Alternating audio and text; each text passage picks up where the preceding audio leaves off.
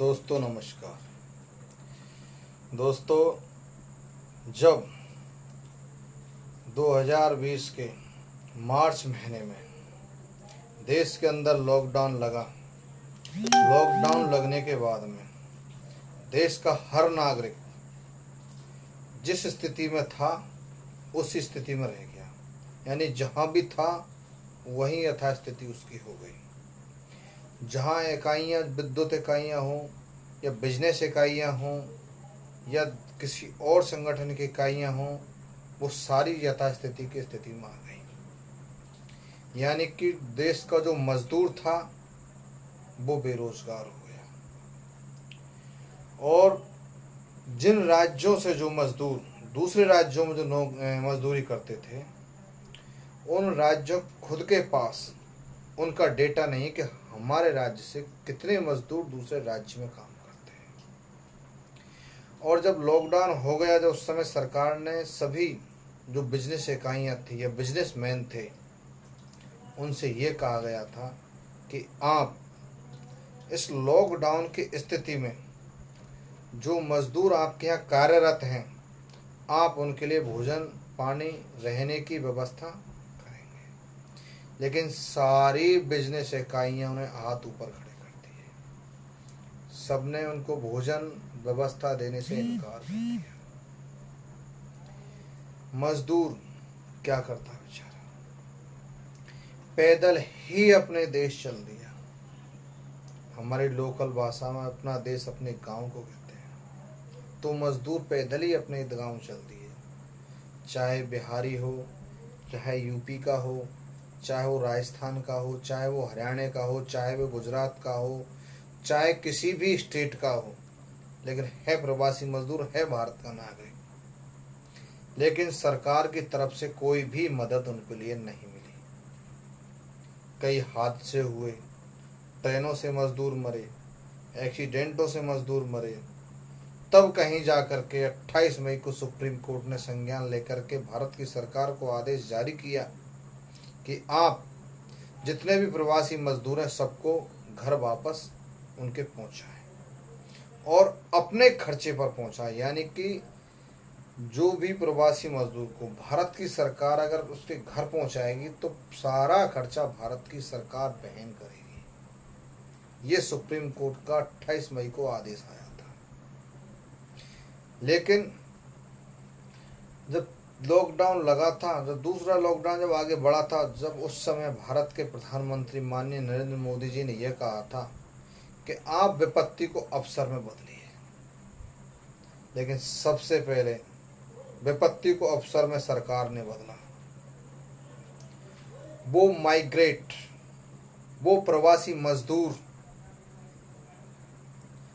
जिनके लिए केंद्र की सरकार ने सुप्रीम कोर्ट के आदेश अनुसार जो श्रमिक ट्रेनें चलाई थी, 4615 ट्रेन, उन ट्रेनों में 63 लाख जिन प्रवासी मजदूरों ने सफ़र किया था, यात्रा की थी, यानी कि अपने गंतव्य पहुंचने के लिए उनमें सफ़र जो किया था उन्होंने, उसमें भारत की सरकार के रेल मंत्रालय ने उन मजदूरों से राजस्व वसूला।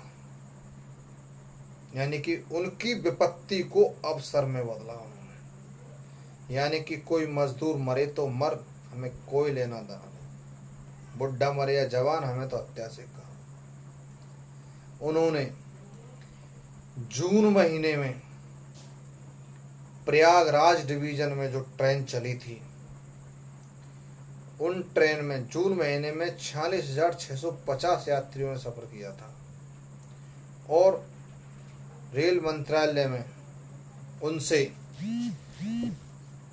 2,11,600 रुपये वसूले जून के महीने में। और मई के महीने में 90,881 लोगों ने यात्रा की थी। उसमें सरकार ने 4,80,00,000 रुपये वसूले। यानी कि टोटल 6,62 92 लाख रुपए के लगभग राशि होती है। प्रवासी मजदूरों से भारत की सरकार के रेल मंत्रालय ने विपत्ति में भी मजदूरों से मुफ्त घर पहुंचाने के नाम पर 6 करोड़ 92 लाख रुपए का राजस्व अर्जित किया था।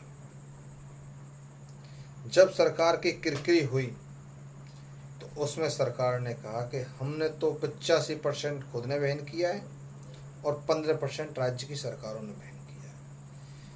ये बयान पार्टी के प्रवक्ता ने नहीं दिया है, ना का आधिकारिक किसी अधिकारी ने बयान दिया है।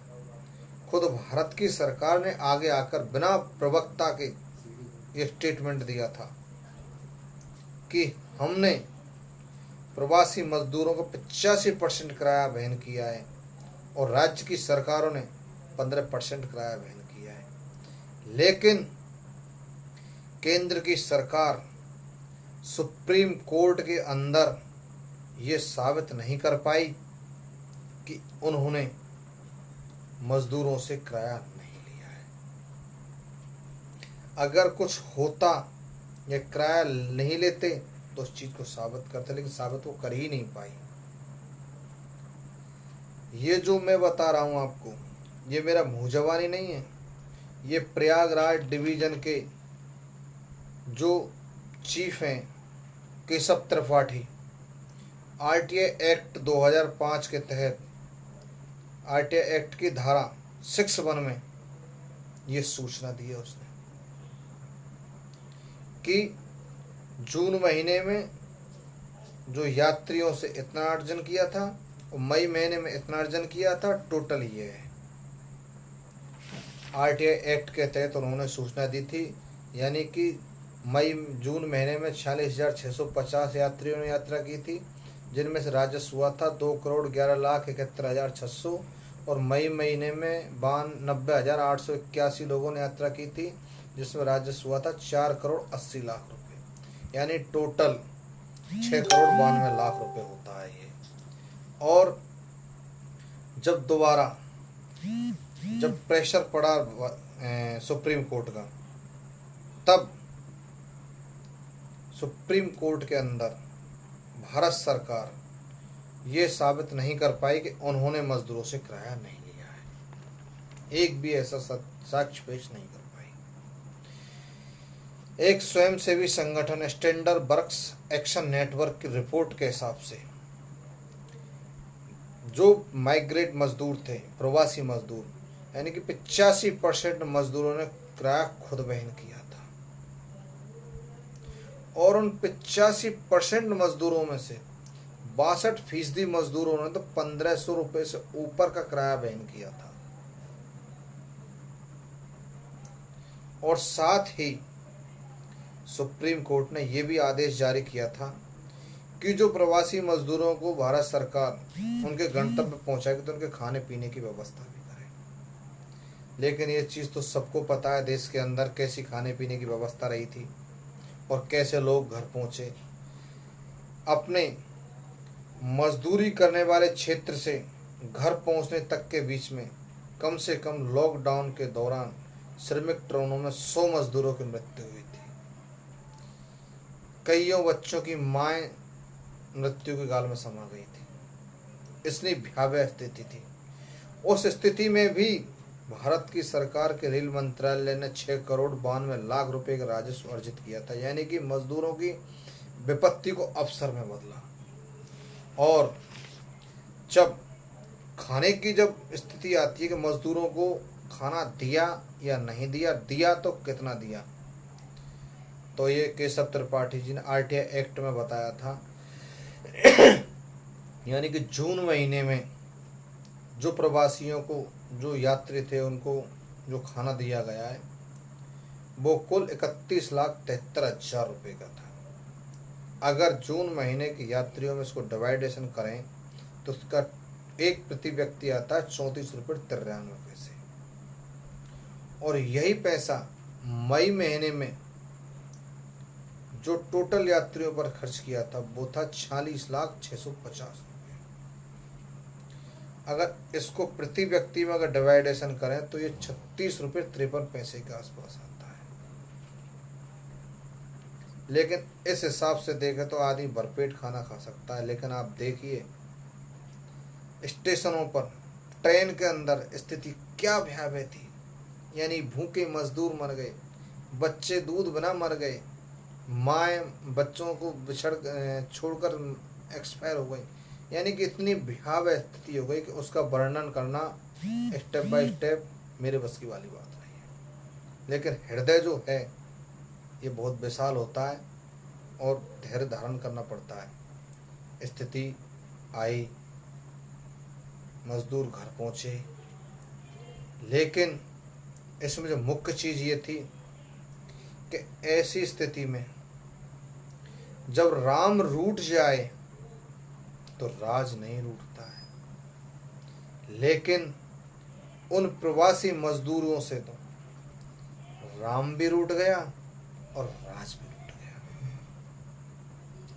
यानी कि ऐसी विपत्ति के अंदर जहां उनको खाने के दाने नसीब नहीं थे, वहां भारत की सरकार ने उनसे किराए के बदले 6,92,00,000 का राजस्व अर्जित कर लिया। वो भी सुप्रीम कोर्ट के आदेश के बाद भी।